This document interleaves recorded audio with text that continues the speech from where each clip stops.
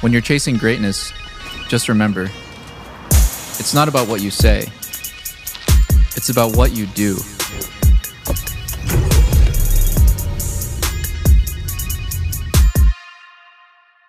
What's up, guys? It's the Nightwing Way of Life Esports coming at you guys with another League of Legends video here today, talking about the LEC 2020 Summer Split Week 1 thoughts and opinions. So the LEC 2020 Summer Split kicked off this past weekend, and we were treated to 3 days worth of gameplay from all the teams in the LEC. Now, a lot of the teams showed me exactly what I thought, and other teams kind of surprised me, and I'll get to G2 later. But I actually thought a lot of the teams either fixed issues that they previously had, and then I thought a lot of the bad teams actually fixed a lot of issues that they had. Now, coming into this week, most people had G2 undefeated, Fnatic undefeated, and then maybe Origin go, obviously, 2-1. Now, with that being said, this week was actually really surprising for a lot of the people that actually watch Europe. And you have to factor in, it's week 1. A lot of week 1 performances tend to get very, very, very overrated. I mean, people have to factor in, you just get back into the competitive swing of things. A lot of players tend to be a little bit more reserved, obviously, when they're playing in a competitive match. And obviously, the LEC has taken steps forward to the point where, like, you don't see the players on stage. You see the casters, obviously, in the studio.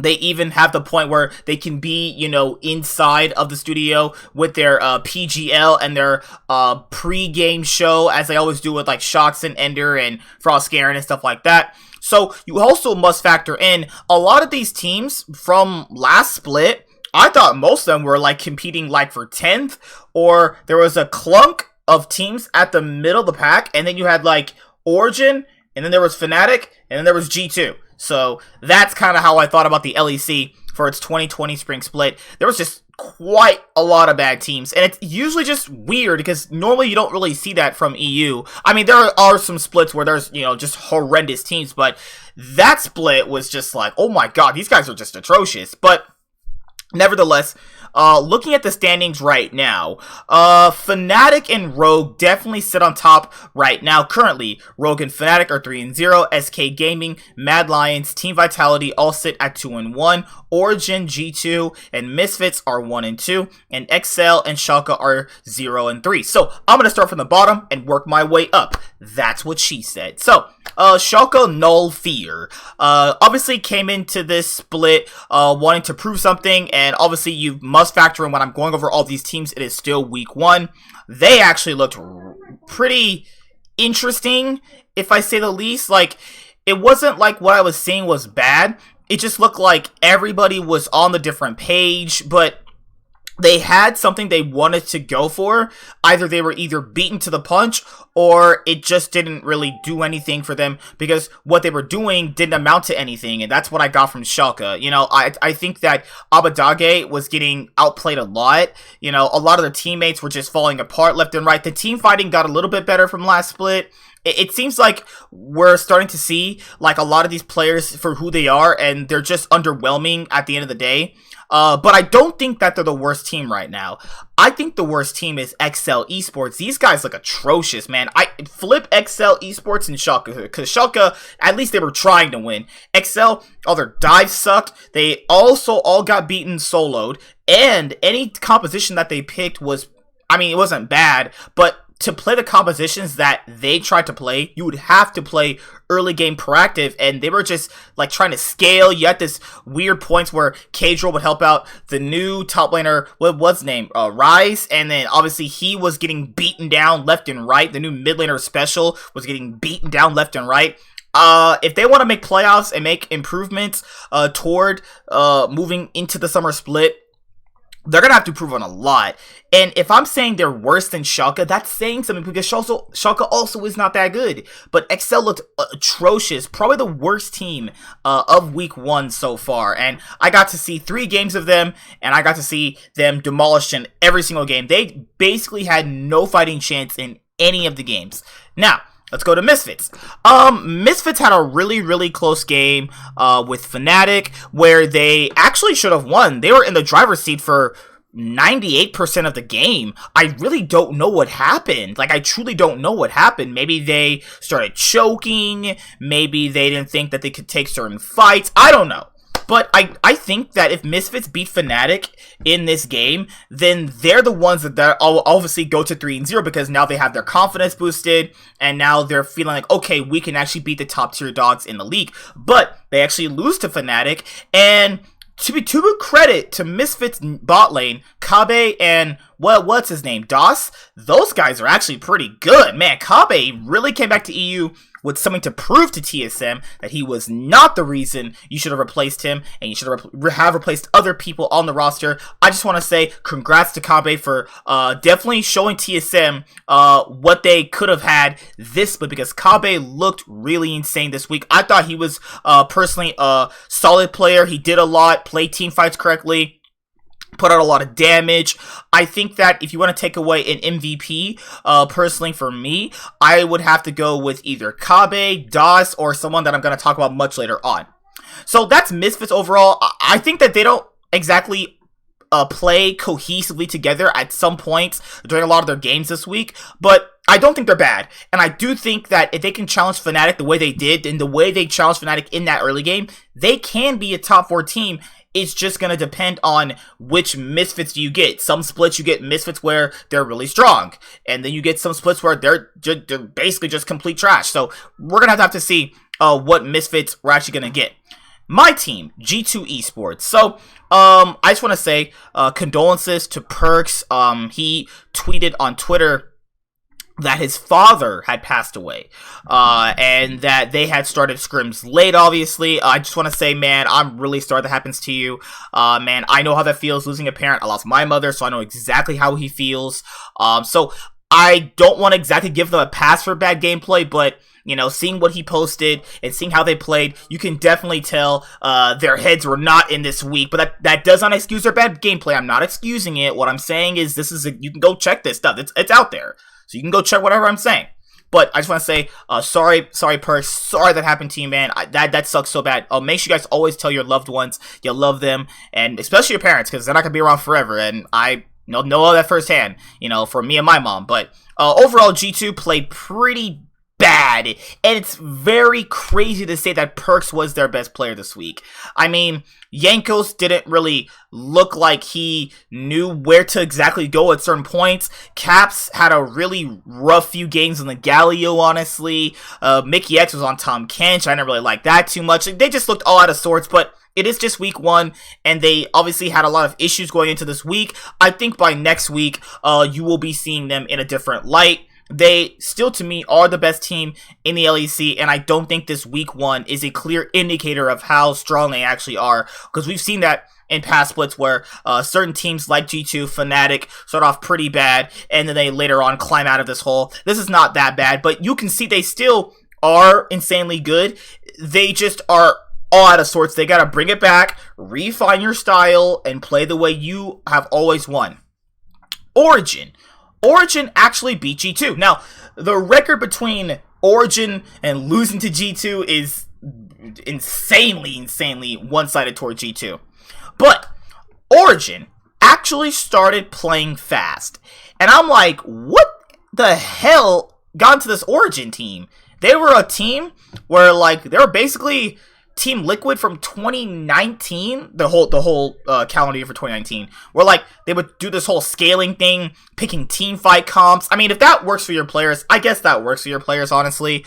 But to be fair, they did beat G2, and I was really actually proud of them. They finally can prove they are a team that people should be fearful of. This is a game where you have to go like Origin. I mean, they can challenge the top dogs. I mean, they do have great players in all the positions. It's just that their play style is just bad. I mean, it's not reflective of how these players want to play. I don't think Upset wants to sit there for 20 minutes and play Farm Simulator. Xerxes is more of a forgiving jungler, where he'll basically be like, no man, you do your thing, I'm gonna do my thing, and then he pass to certain places and gets objectives, and he likes to control the pace of the game. But at a certain point, that's just not how you're supposed to play jungle anymore. You're supposed to gank, gank, and gank.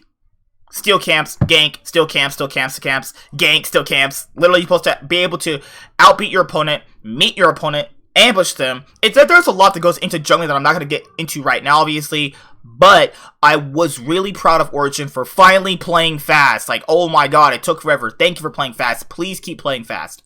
Alright, so Team Vitality. They actually upset G2 as well.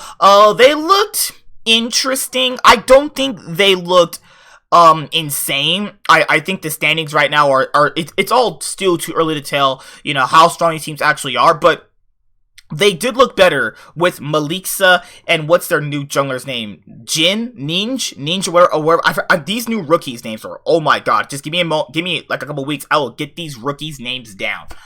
But overall, I thought there was improvements in some places. They were playing Labrov over Jack Troll, which I really liked. And shoutouts to Team Vitality. Their jerseys are fresh. If you ever see me with a Team Vitality jersey, not their fan, but those jerseys look fresh as fuck. But I was kind of proud of them for actually being proactive. You saw Cabochard getting solo kills on a Bwipo. That was pretty cool, though. So, you know, it's not insanely good. Like, they haven't reached another level. It's just, I'm fine with what they showed me. Now, I'm still reserved about what they could be showing me, but it's like, okay. Mad Lions.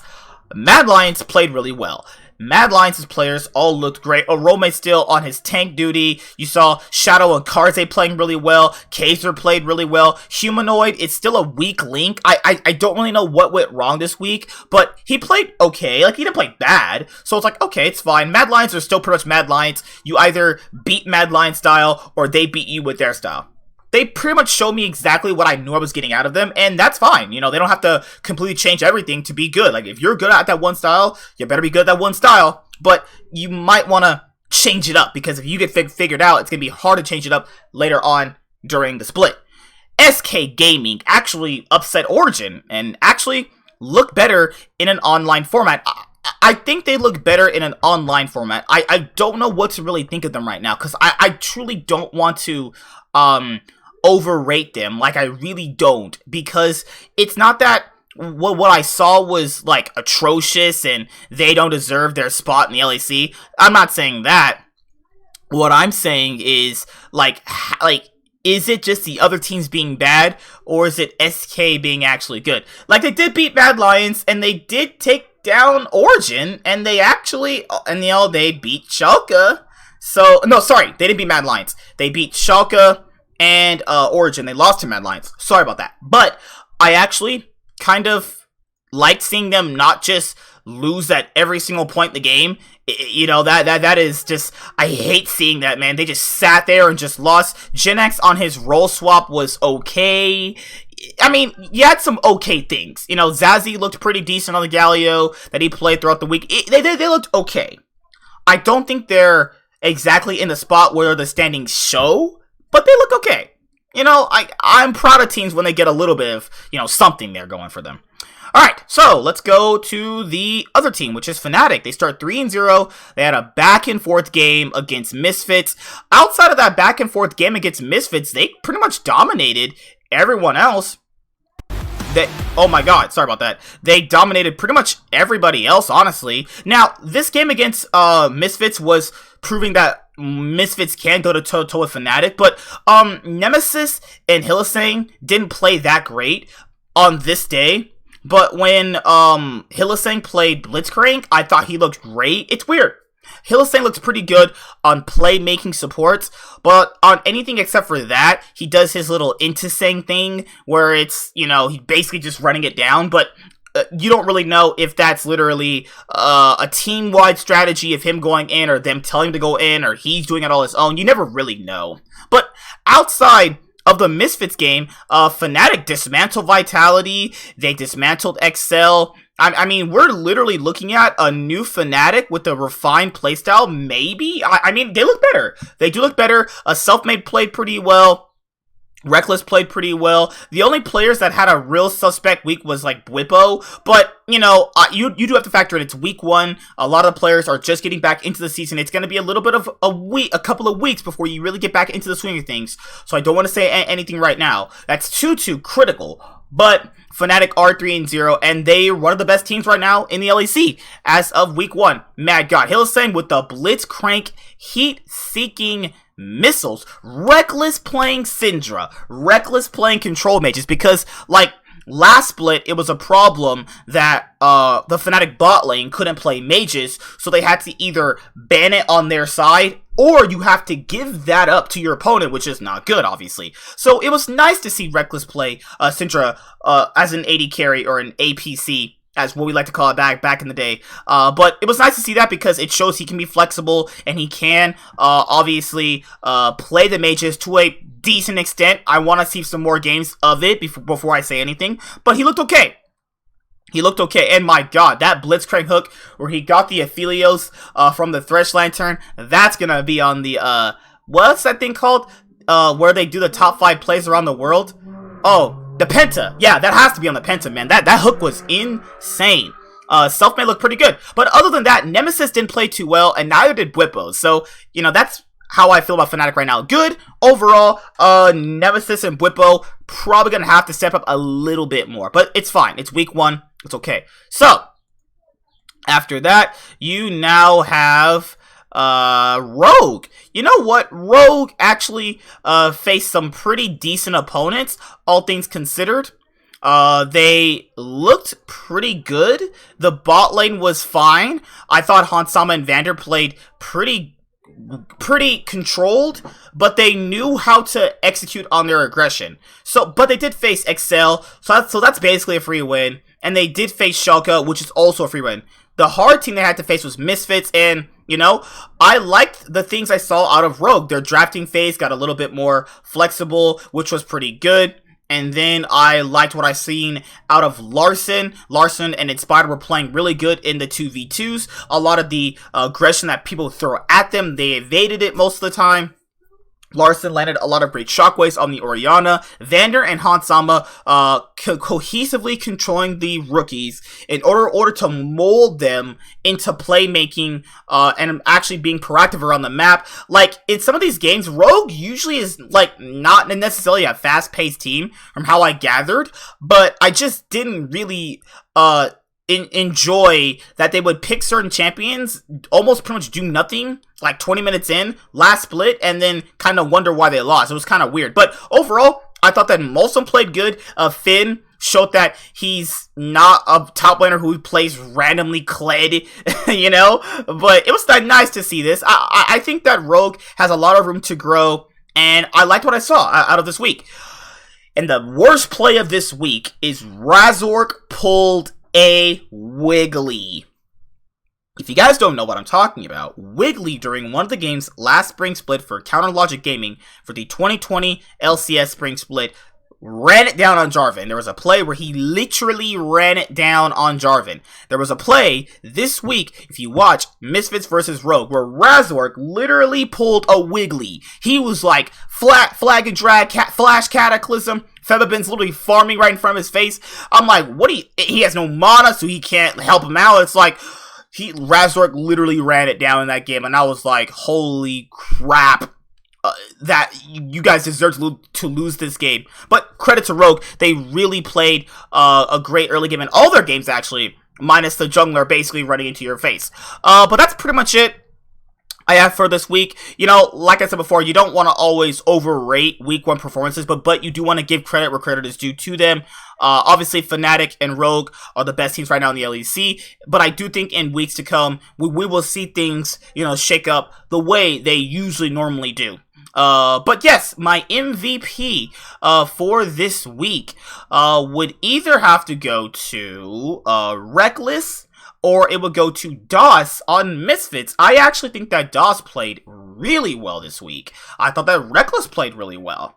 Overall, a lot of the players in the LEC, I'm really happy to see that, you know, the rookies are paying off, and I don't want to be critical of XL too much, but they really look like the worst team. So I want to see some big improvements for next week. But yeah, if you are a Fnatic fan, you should be happy. You're 3-0. And if you are a Rogue fan, you should be happy. You are 3-0. And if you're a G2 fan, like myself, you should be crying in your sleep. But I want to say, condolences, Perks. I'm so sorry that happened to you, man. Hopefully G2 bounces back next week and still shows why they're the best team in the LEC. But for right now, Fnatic is the top of the standings. So, see you guys later. Like, comment, subscribe, most of all, enjoy. I'm the Nightwing, and Way of Life Esports is signing out. See you guys later, and goodbye. Have a great day. Hi there, guys. Be sure to like and subscribe to the channel for more stuff. Yeah, thank you.